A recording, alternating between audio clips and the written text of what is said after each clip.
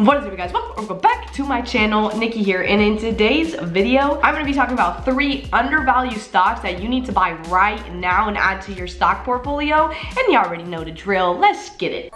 Ooh, big bad. You not talking money, you can miss me with the chit chat.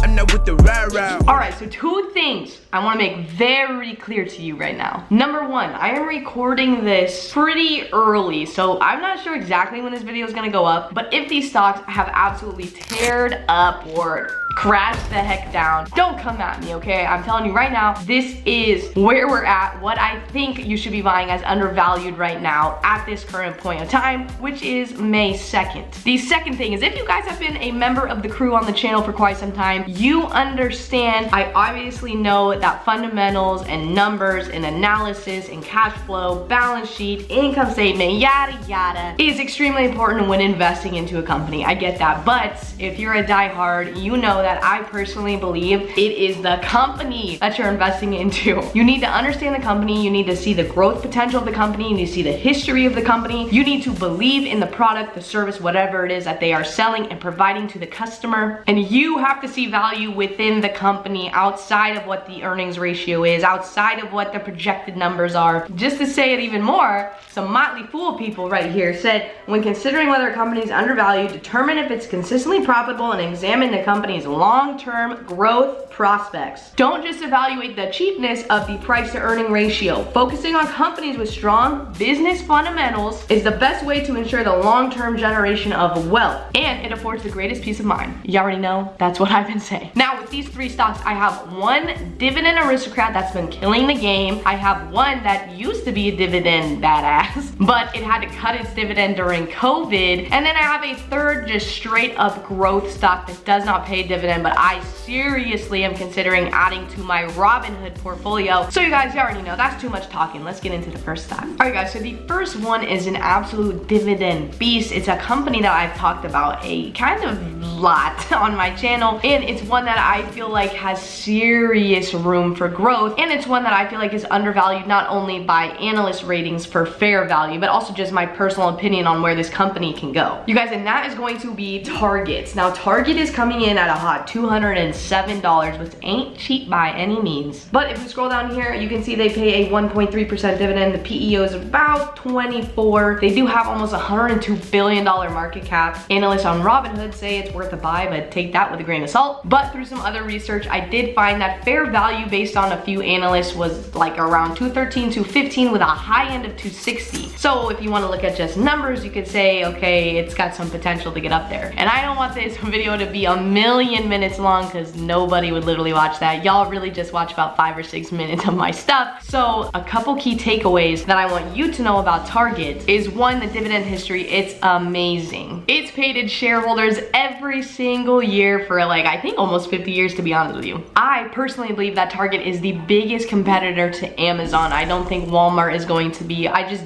don't. I mean, if you were to ask me Walmart or Target, it'd be Target every single time. They are your one-stop shop for literally everything you need. Groceries, pharmaceuticals, skincare, makeup, clothes, food, house products. But the biggest thing that makes me so aggressive and bullish on Target is that nearly every single person in America lives within 10 miles of a Target. And the fact that they honestly use that to their advantage. They don't have like huge distribution centers all over the country like a lot of other companies do, because their stores are so locally placed in such great position relative to their consumer that everything they do e-commerce, every kind of order that's packed can be done at a local shop. That way the customer can just drive to the store. You could park at the curbside and have it delivered in your car if you want to do that. And the reason why I think it's going to be the one competitor that Amazon truly may have is the whole online experience and e-commerce side of Target's business. I think they're scratching the surface. I think 2020 really helped them maybe take the leap, but I think over the next 3 to 5 years, it's gonna just freaking take off, and I wanna be a part of the ride. And for that reason, I do believe it's undervalued. With how much room there is to go, I think this thing could freaking just take off. Now the next stock and company I'm gonna tell you about. Actually, I'm gonna throw in a little bonus because I couldn't really make up my mind between the two because they are literally almost identical in my eyes. And don't come at me for this, I can already see it in the comments, oh my lord. But you guys, that's gonna be Ford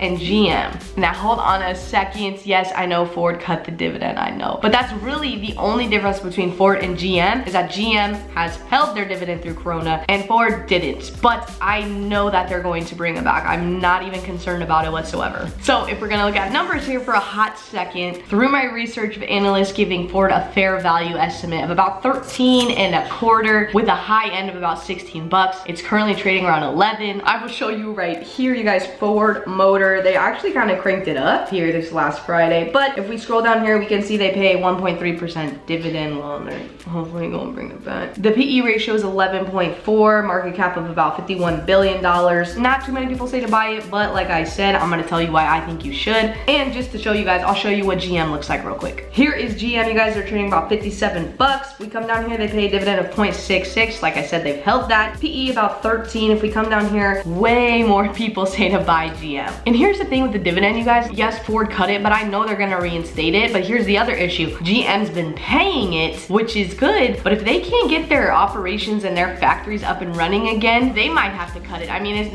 the dividend is never 100% safe, and I just feel like between the two, it's pretty hit or miss. But there's other reasons why I feel like I'm leaning towards Ford more so than GM, but I would happily, honestly, probably put either one in my portfolio. Now, remember when I said I always look at the projected growth and what is the company doing to kind of future-proof or at least adapt to what's going on? This is the new EV Ford Mustang, and I think it looks kind of cool. I mean, here we go. Okay, it's Ford. So you're either team Ford, like rock on, or you're team fart on road daily, and you think it's like the worst company ever invented. I personally and my family had a Ford Expedition for like 20 years, and it was our ride or die. That thing was legit. So it is what it is. But at a lower cost of entry, around the $11 mark, I like Ford because you can obviously pick up more for 100 bucks. So you got 100 bucks to spend, you can buy basically 1.5 of GM, or you can buy almost 9-10 shares of Ford. And they have come out and they've said that they are doubling down on their EV investments for the future. They want to invest $22 billion with a B dollars into their EV sector of their market and their company by 2025. And then another huge thing that I like about Ford is that they have signed a 6-year commitment with Google, the beast, the behemoth of Google, which is going to be responsible for their growing technology, their growing connectivity within their vehicles. So I think having someone like freaking Google, you guys, Google, on your side, committed to you for 6 years to push you, your brand, your company forward, to me, it's almost a no-brainer. Now, before all I knew this, I wouldn't have invested in Ford over my dead body, but right now, I really like the way it looks. Plus, I'm kind of looking at getting a Toyota Tacoma hopefully by the end of the year, and I've been researching trucks, and the Ford F-150 is a sick beast, but I just don't need that big of a truck, but I think it looks absolutely stunning. And I'm actually going to read this little tidbit that I got from the CEO, Jim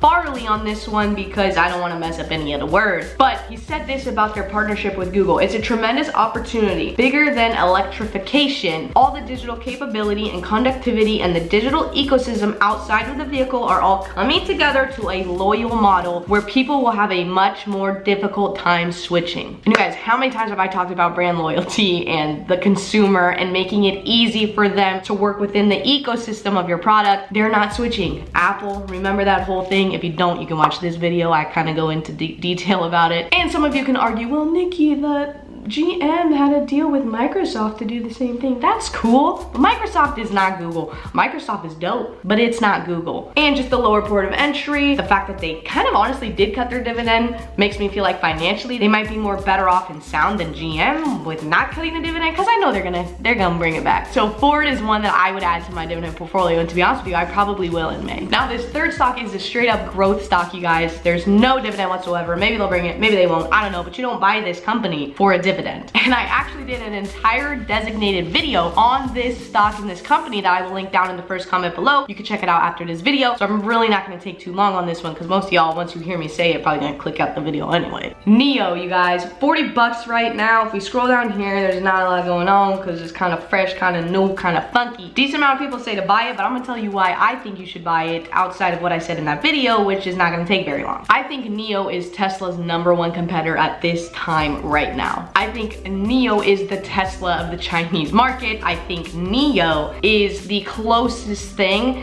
to getting into what Tesla could have been before Tesla became Tesla, if you know what I mean. I also think that they have an opportunity branched out in other sectors of markets, other kind of products and services that you can see in that video like I talked about down below. But the main reason that I'm gonna just keep short to the point is the fact that it's focused in that EV space. It's focused in competing with Tesla. And if we look at our world in 10, 15, 20, 30 years, I think it's going to be a huge part of who we are. So for that reason, I'll leave it at that. That's why NIO made my list, and I will be adding it to my Robinhood portfolio. And if you guys missed that video, you should click right here and watch it, because I'm telling you, that portfolio is something else. But do you guys agree? Do you disagree? You can always let me know down below in the comments. If you made it this far and you are not yet subscribed, please consider subscribing by hitting the envy in the bottom corner or that red subscribe button down underneath the video below.